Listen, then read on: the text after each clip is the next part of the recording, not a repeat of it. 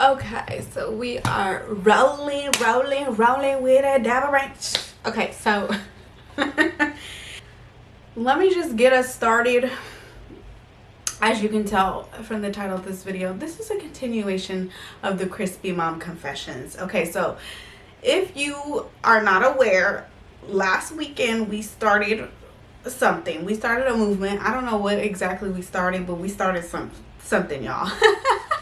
And the thread was about Crispy Mom Confessions. So we were sharing things as mom that we do that, you know, other people might not know of. So we talked about, you know, waiting in the garage, or hiding out in the car, or hiding out in the closet, in the shower, wherever, just to get our me time. I think that was a big theme, was about how do we squeeze in our me time. And y'all are so creative. I mean, I heard we were hiding out in the showers, we were hiding out in our cars, we were hiding out in Target in the car, eating our fast food as we just enjoyed our me time.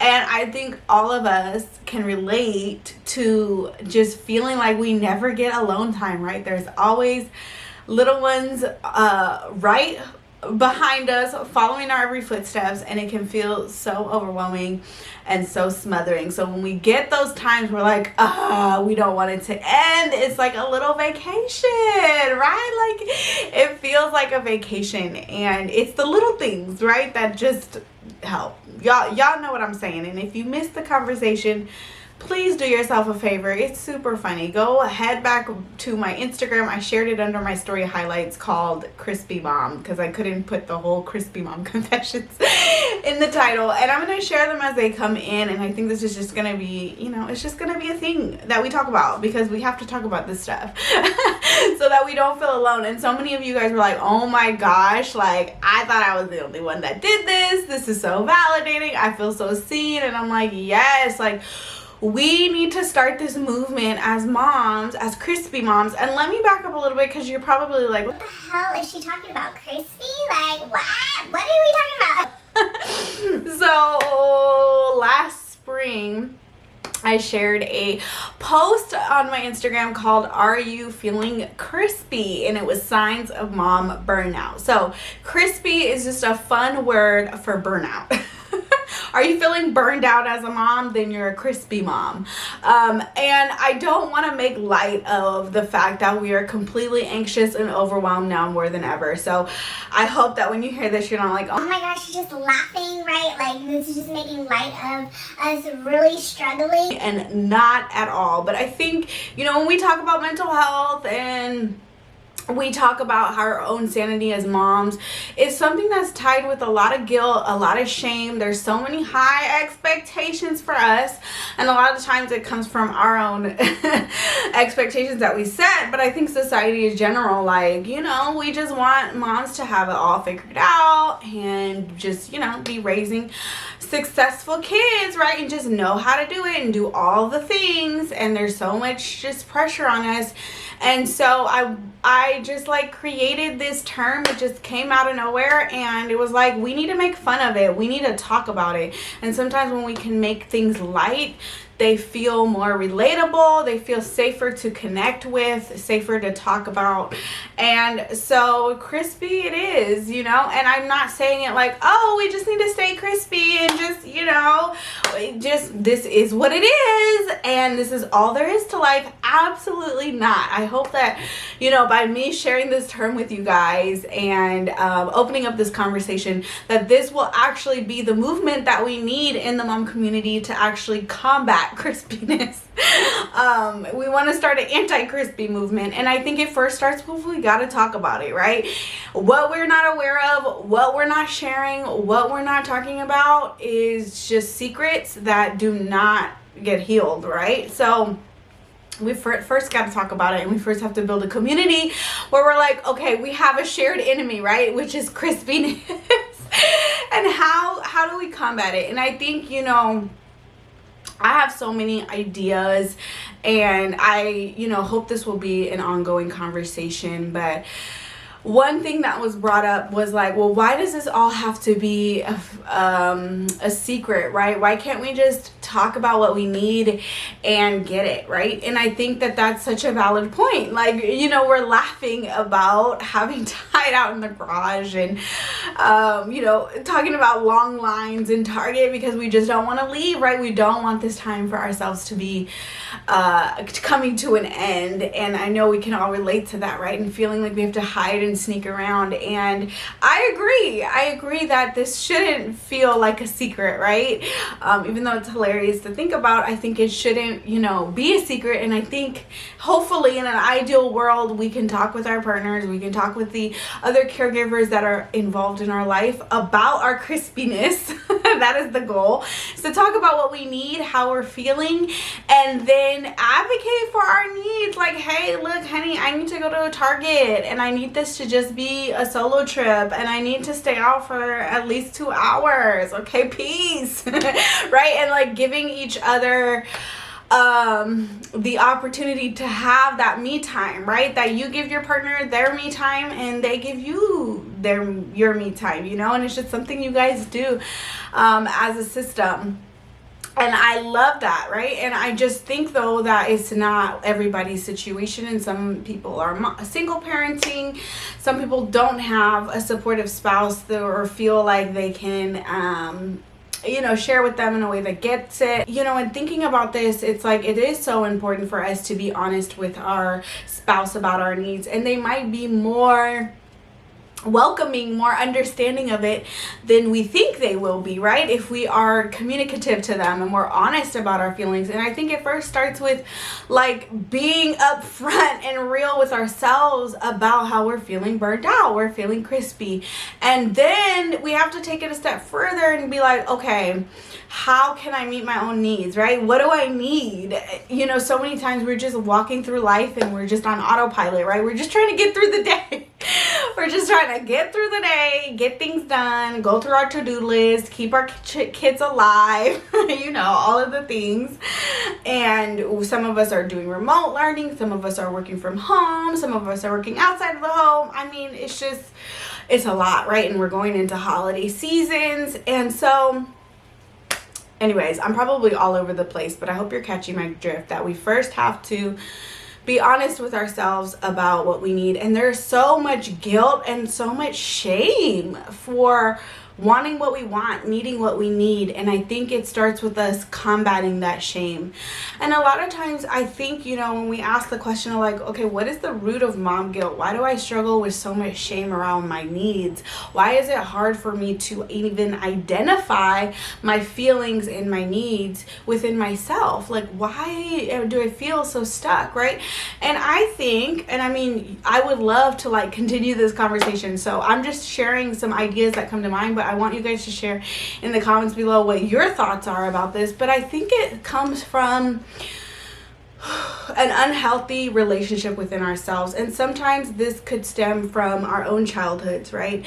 And feeling like a burden to our parents, feeling like our needs weren't appreciated, our needs weren't valid, our needs weren't valued from our parents, right? We were constantly told, shh, you know, be quiet, feel better, get better, figure it out, right?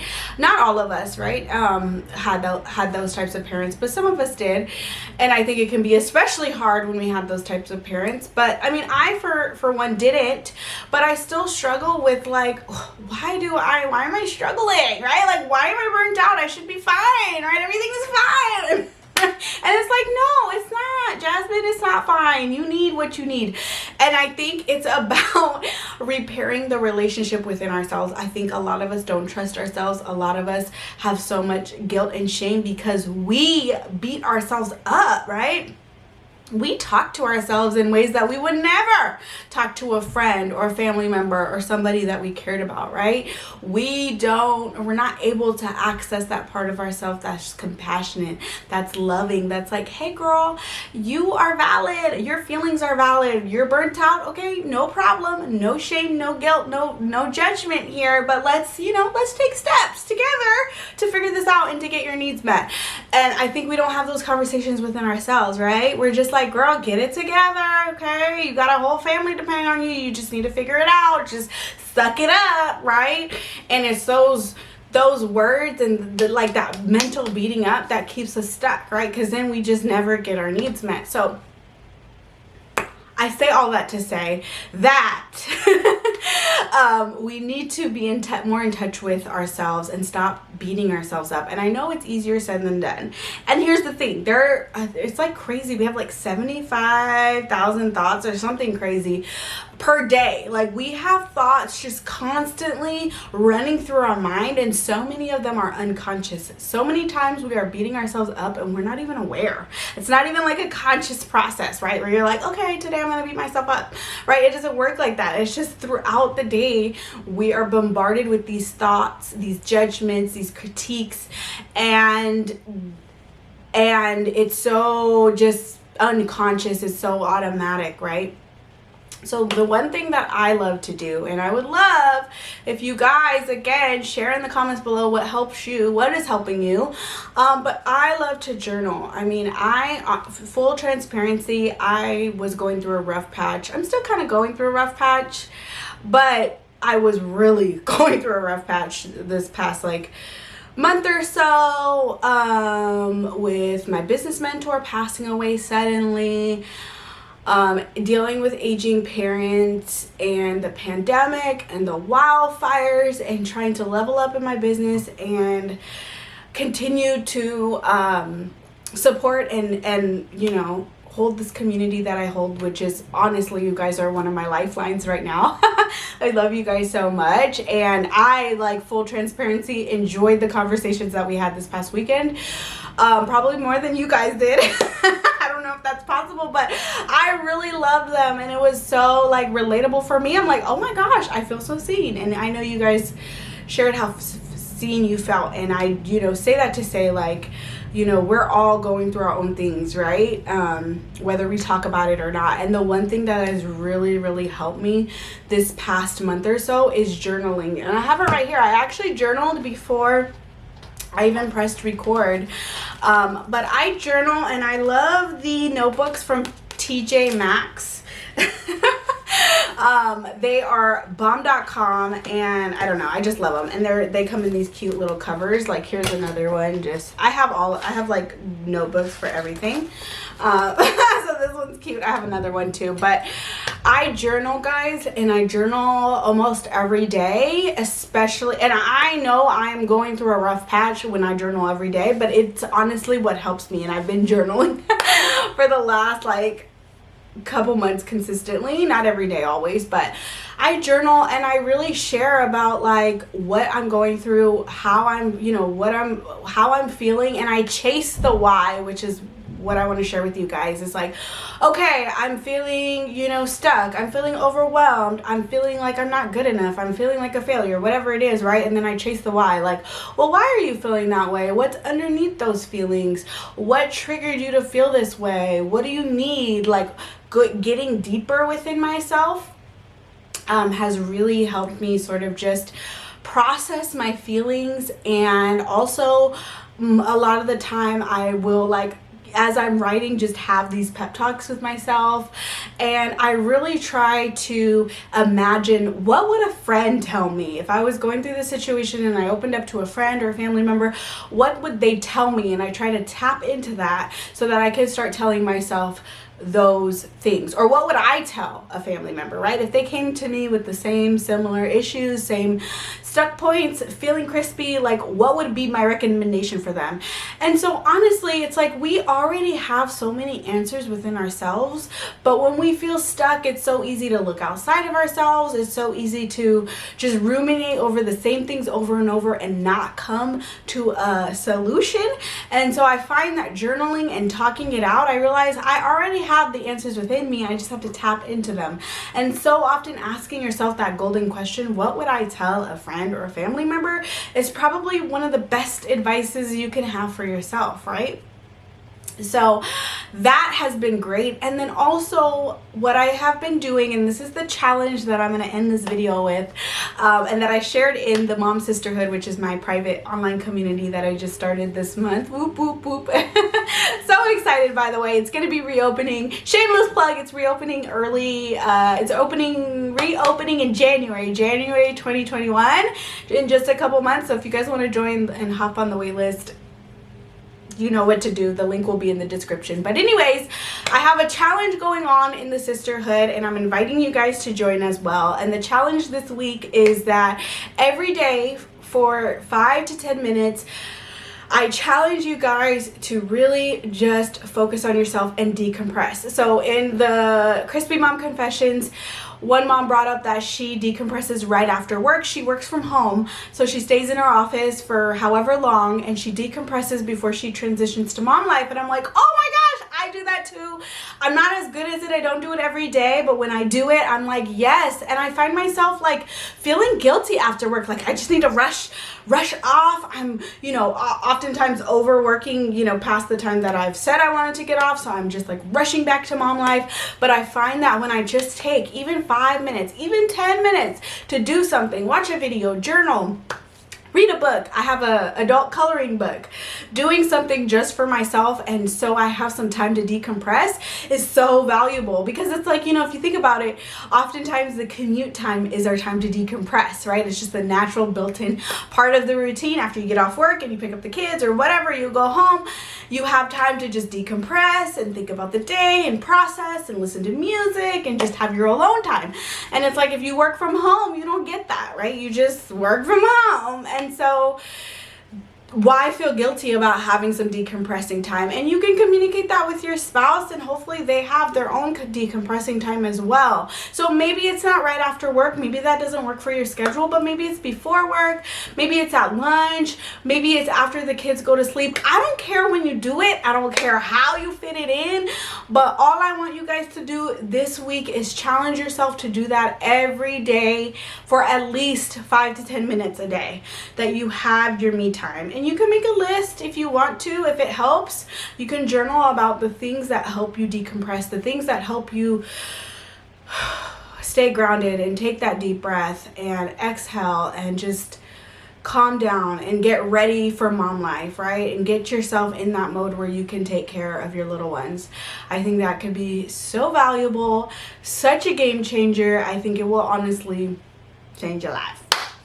I'm gonna go back to my Instagram and see if you guys left me any more kind of questions about confessions. Okay, so there was a question like, how can both myself and my partner make time for ourselves with no outside help? So full transparency, you guys, I'm in that boat, right? It's just me and my husband. We're away from family. We don't have a lot of family support, so it's just us.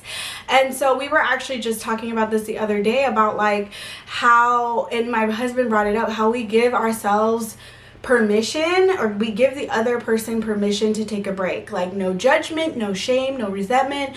We just have this, understanding, this contract within ourselves. Whether we were aware of it before or not, I don't think we were, but it's like we have to, as partners, give each other that permission to take a freaking break. Okay, so it's not every day. Sometimes we can't always do it every day. Maybe it's after work. Sorry, I'm like swatting at the desk bunnies. But maybe it's not every day, and maybe it's not perfect all the time, but talking with each other and being really honest, like, hey, can you wake up with the kids tomorrow morning? I just really need to sleep in, or hey, can you make the kids lunch today, and I'm gonna, take a nap, on the weekend or something, whatever. Like, just being really upfront and being very clear. I think the number one thing is we have to be clear within ourselves what we need from our partner, right? Our partner can't figure that out for us. They're not mind readers. They don't know, right? They don't know unless we communicate that clearly with them. And it's gonna change, right? Our needs are gonna change day by day, week by week, month by month. And so like just constantly being aware within ourselves. That's why journaling is so clutch. Get on it. But however you want to do it, meditation, whatever, find some time within yourself to really identify what you need and then communicate that to your partner. And you have to take shifts, right? Take shifts. do some more work on the weekend for self-care, both of you guys. You know, whatever it looks like for you, whatever makes the most sense, just constantly be communicating that and troubleshooting. Trial and error, y'all, trial and error. Somebody said, I love those posts. I would so repost, but my husband is on the IG. And somebody said, I hate that me time is often also Aaron's time. I'm still working on how to carve it out. That's so true, right? There was people that were like, this is not me time, right? Aaron's does not feel like me time. And if it doesn't, then you have to find another like thing that you can do that feels like me time. For a lot of us, I'm myself included, a Target run feels like me time. It feels like something, I enjoy it, right? I enjoy shopping. I enjoy, you know, having a reason to get out the house. It kind of reminds me, oh yeah, like I can go do this on my own. I can have some me time. But you know, if they're not restorative, then don't do them, right? Or don't make that your me time. And maybe it's something else. Maybe it's taking a walk. Maybe it's visiting a park. Maybe it's meeting up with a friend, social distancing. You know, I don't know. Y'all gotta, you know, get creative, trial and error. But if right now all that you can do is run to Target and that's your idea of me time, no shame, right? No shame. And I don't think you need to feel bad about that. Like, it is what it is. Somebody said, no questions, just so appreciative for this and being able to relate to so many. I love it. Mom guilt is too real. We hide to get me time. That makes me extra crispy. Yes, it's like we're already crispy and then we beat ourselves up for having me time. And it's like, no, please don't beat yourself up. You are human and you need time alone, right? You need your own time to decompress, right? We can't do that with kids. We can't do that around our spouses a lot of the time, right? There is so much value in just having our alone time, especially as moms. We're touched all the time. It's a lot, right? This all shows me that mom mental health and personal time is undervalued. So true. And I don't think we talk about it enough, right? I don't think as moms we talk about the fact that we are crispy and we are running on fumes and we are resentful. We don't feel like we have enough me time. Like the list goes on, right, of our struggles. And so I feel so excited that we can come together and really just talk about it and just open up the conversation and just like laugh together about how silly and how funny this all is and how not funny it is in other ways. But I don't feel like it needs to be that like serious, you know. I don't know. How do we avoid hitting crispy level in these crazy times? That is the question of the century, right? How do we avoid burnout? So first, let me just kind of talk about burnout.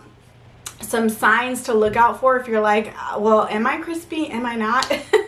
Here are some good signs to look out for. So you'll know you're crispy if you are finding yourself snapping at little things, losing your patience with your little ones, yelling, screaming, doing things that feel uncharacteristic. That's a good sign that you're crispy. Another good sign is no matter how much sleep you get, no matter how much caffeine you consume, you are tired and you are exhausted and you feel like you are just a zombie all the time. That's a good sign that you're feeling crispy. Other things are maybe you're losing interest in things that once brought you joy, hobbies that once felt so fun to do and you couldn't wait to do. Now you're like, nah, I'll pass, right? Or maybe you're feeling sad, you're feeling lonely, you're feeling overwhelmed or stressed most of the time, most days. That's a good sign that you're feeling crispy. What else? Maybe you can't remember the last time you did something for yourself that was not kid related. You're probably crispy by this point. What else? I think those are the main points, and I'll also share my post that I did on like signs of mom burnt out because I'm sure I am missing some. But you know, some maladaptive coping things. Maybe you're binge drinking more than you wanted to at the end of a day just to decompress, or maybe you're overeating. You know, at certain times of the day or certain times of the week. That could be a sign, you know, the emotional eating. Maybe you're like just mindlessly scrolling Instagram all the time just to feel like you can get a break and escape from reality, but it never really brings you joy or brings you fulfillment, and you're just kind of on this endless loop of mindlessly scrolling social media or like consuming content and just like going through the motions, right? Just like on autopilot and just like feeling so numb, and you're not really like connecting all the dots. That could be a sign that you're flat out burnt to a crisp and you're struggling with burnout. I know I'm probably missing some, so again, I'll just, share the post, but I am gonna wrap it up here. This video is probably super long, but again, I hope we can continue this conversation in the comments below. I'm sure I'll probably do a follow-up at some point in this on my YouTube channel, but let's continue the conversation. Share with me your crispy mom, or not even me, share with everybody your crispy mom confessions. Hashtag it so we know it's real. Don't forget to subscribe, hit that thumbs up button if you enjoyed this video, and I will see you guys on the next one. Bye.